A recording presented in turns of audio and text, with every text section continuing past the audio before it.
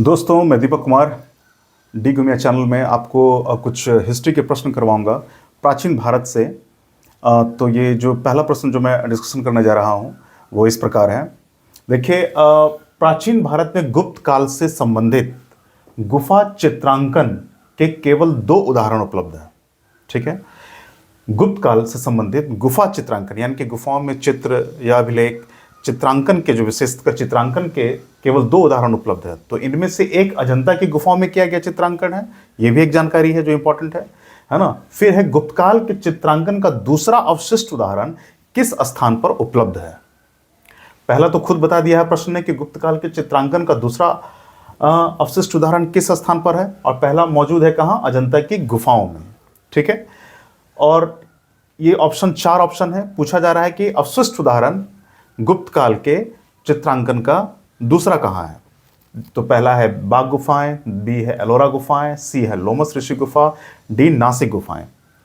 आपको प्रश्न दिख रहा है, ये ऑप्शन भी दिख रहा है, तो आप इसको पॉज करके जो है आप क्वेश्चन को लिख लें और जो ऑप्शन है वो भी उतार लें। आशा करता हूं कि आप कर लिए होंगे। हम लोग अब इसका जो है विश्लेषण करते हैं। ठीक है, देखिए, जो चित्रांकन की पद्धति है तो ये गुप्त काल से पहले भी है ना, पाषाण काल में जो है, मध्य पाषाण काल, नव पाषाण काल जो है ना, यहाँ पर भी हमें जैसे कि भीमबेटका जैसी गुफाओं में मध्य प्रदेश में जो भीमबेटका है वहाँ से भी मिलती हैं। लेकिन बिल्कुल व्यवस्थित रूप से जो चित्रांकन की पद्धति है, गुफाओं में चित्रांकन की पद्धति है ना, वो हमको देखने के लिए कहाँ से मिलती है, तो वो जो है वो स्पष्टता जो है वो गुप्त काल में दिखने को मिलती है। तो गुप्त काल में जो अजंता की गुफाएं काफ़ी फेमस है ना। तो अजंता की गुफाओं के बारे में अगर हम जानें तो अजंता की में जो है वो 20 गुफाएं थी वहाँ पर, और उसमें से अभी 6 गुफाएं जो हैं वो शेष बची हुई हैं। तो जैसे कुछ नंबर है उसमें 1, 2, 9, 10, 16 और 17 नंबर की गुफाएं। पहले दूसरे नंबर की गुफाएं, 9, 10 नंबर की गुफाएं और 16 नंबर और 17 नंबर की गुफाएं। ये जानकारी भी आप नोट डाउन कर सकते हैं। तो उसमें जो 16 और 17 नंबर की गुफाएं हैं, तो 16 नंबर की जो गुफाएं अजंता की मैं बात कर रहा हूँ। अजंता आपको महाराष्ट्र जिले में, महाराष्ट्र जो राज्य है उसमें औरंगाबाद जिले में पड़ता है। वो आपको उसके बगल में जो है आपको ये संभाजी नगर, ये नया ज़िला भी बना है जिसमें एलोरा नाम की गुफाएं हैं। तो ये औरंगाबाद ज़िले में पड़ता है ये अजंता जो की गुफाएं हैं। तो उसमें 16 नंबर की गुफाएं जो है काफ़ी प्रसिद्ध है, और वो है मरणासन्न राजकुमारी। एक राजकुमारी का चित्र बनाया हुआ है और ये मरणासन्न, मरने की अवस्था में पड़ी हुई है, और काफ़ी खूबसूरत चित्र है। तो अजंता की गुफाएं जो हैं वो धार्मिक प्रकृति की हैं, है ना, वो धार्मिक प्रकृति की हैं, और समाज के उच्च वर्ग का चित्रांकन वहाँ दिखता है। इस बात का विशेष ध्यान रखेंगे, है ना। तो ये जो है अजंता की गुफाएं के बारे में कुछ जानकारी जानना जरूरी था। तो जो 16 नंबर की गुफाएं हैं वो क्या है, मरणासन्न राजकुमारी के, मरते हुए राजकुमारी का चित्रांकन है जो बहुत ही खूबसूरत है ना। तो ये 16 नंबर का हो गया। फिर 17 नंबर की गुफाएं जो हैं ये भी काफ़ी फेमस है। इसमें क्या किया गया है कि बुद्ध की जीवन से संबंधित जो है, जैसे कि आपको उनका जन्म हुआ, महाभिनिष्क्रमण, जो घर छोड़कर गए, फिर उनका जो देहांत हुआ, महापरिनिर्वाण, इसकी चर्चा है, ये बनाई गई है। और इस तरीके से उसमें एक जो गुफा नंबर 17 में जो माता और शिशु की जो चित्र हैं वो काफ़ी इंपॉर्टेंट है ना, और काफ़ी शानदार तरीके से बनाई गई है। तो ये हम अजंता की गुफाओं के बारे में बात कर रहे हैं। ठीक है, तो 16 और 17 नंबर की गुफाएं याद रहेंगी आपको। 16 में मरणासन्न राजकुमारी, और गुफा नंबर 17 अजंता की गुफाओं में वो जो है बुद्ध, जो भगवान बुद्ध की जीवनी से संबंधित उसमें कहानियाँ जातक कथा से जो ली गई हैं उसमें है ना, और माता और शिशु की जो चित्रण है वो काफ़ी इंपॉर्टेंट है। अब हम बात कर लेते हैं तो इस क्वेश्चन का आंसर क्या होगा। इस क्वेश्चन का जो आंसर होगा वो है बाघ गुफाएं। ठीक है, बाघ गुफाएं, यानी कि जो प्राचीन भारत में गुप्त काल से संबंधित गुफा चित्रांकन के केवल 2 उदाहरण उपलब्ध हैं। तो पहला तो हो गया आपका एक अजंता के बारे में हमने चर्चा किया, अजंता की गुफाओं के बारे में, और दूसरा जो है वो है बाघ गुफाएं। ठीक है, ये उत्तर हो गया, ये बाघ गुफाओं का। तो अब हम लोग बाघ गुफाएं के बारे में चर्चा कर लेते हैं। तो बाघ गुफाएं जो हैं ये मध्य प्रदेश में ग्वालियर जिला, है ना, ग्वालियर जिला में जो विंध्य पर्वत है, तो वहाँ पर ये गुफाएं बनाई गई हैं, बाघ गुफाएं, है ना। और बाघ गुफाओं की खासियत क्या है कि ये भी गुप्त काल के दौरान ही बनाई गई हैं, है ना।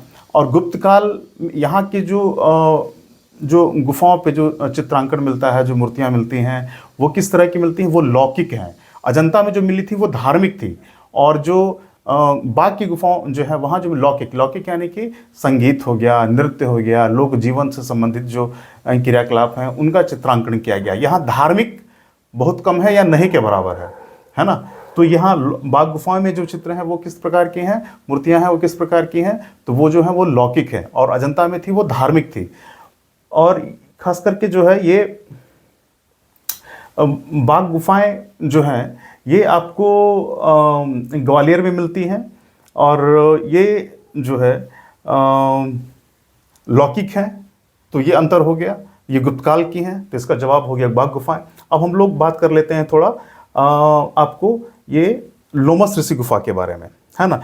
तो ये अशोककालीन, मौर्य साम्राज्य में अशोककालीन जो गुफा है, अशोककालीन के दौरान ही निर्मित हुआ था। तो ये जहानाबाद, बिहार में जहानाबाद जो जिला है उसमें नागार्जुनी पहाड़ी है ना, बराबर और नागार्जुनी पहाड़ी। तो ये नागार्जुनी पहाड़ी पर बना हुआ गुफा है लोमस ऋषि गुफा, और इसको अशोक, जो सम्राट अशोक थे उनके काल में बनाया गया था। और लोमस ऋषि, ये ऋषि हैं लोमस, इनके नाम पर जो है ये बना हुआ है।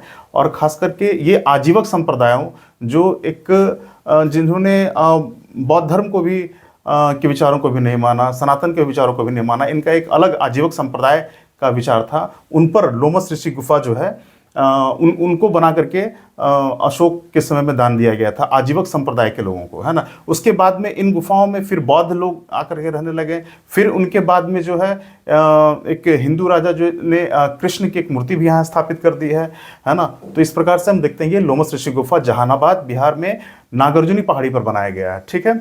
फिर हम चलते हैं नासिक गुफाओं के बारे में। नासिक जो शहर है महाराष्ट्र राज्य में, है ना। नासिक गुफाएं इसलिए इम्पॉर्टेंट हैं कि नासिक गुफा में जो है आपको गौतमीपुत्र सातकर्णी, जो सातवाहन जो वंश है प्राचीन भारत का, जिसने शीशे के सिक्के चलाए हुए हैं, हम लोगों ने इसका चर्चा किया है क्लास में।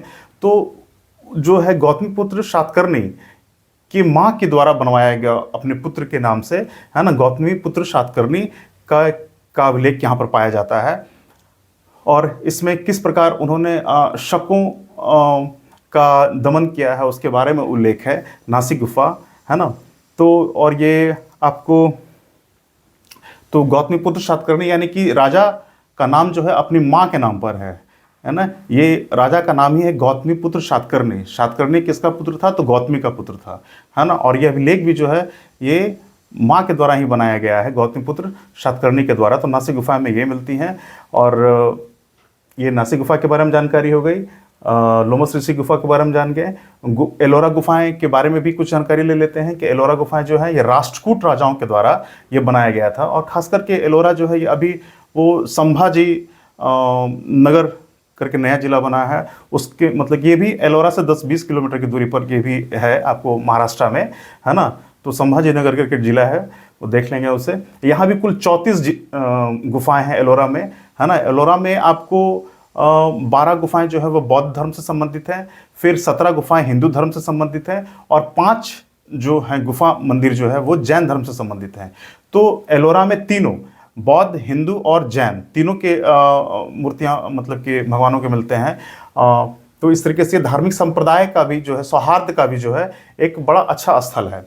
एलोरा गुफा में जो गुफा नंबर 16 है उसमें ही कैलाशनाथ मंदिर है। तो कैलाशनाथ मंदिर के बारे में खास बात जान जाइए कि जो मंदिर बनता है, तो आप लोगों ने कैसे देखा होगा मंदिर बनते हुए कि मंदिर नीचे से बन रहा है, इसके ऊपर फिर ऐसे हुआ, फिर ऐसे हुआ, फिर ऐसे हुआ, फिर ऐसे हुआ, है ना। इस तरीके से मंदिर बनता है ना, इस तरीके से। लेकिन यहाँ पर जो है ये कैलाशनाथ, जो एलोरा गुफा में गुफा नंबर 16 में कैलाश मंदिर जो है वो ऊपर से पहाड़ को काट के ऊपर से बनाया गया है ना। शिव जी का मंदिर है यहाँ पर, ये काफ़ी फेमस है। और ये राष्ट्रकूट जो राजा थे कृष्ण प्रथम, उनके द्वारा ये बनाया गया है। और ये करीब जो है ये 757 BC AD, 757 AD से लेके आपको 83 AD के बीच में बनाया गया है राष्ट्रकूट राजा के द्वारा।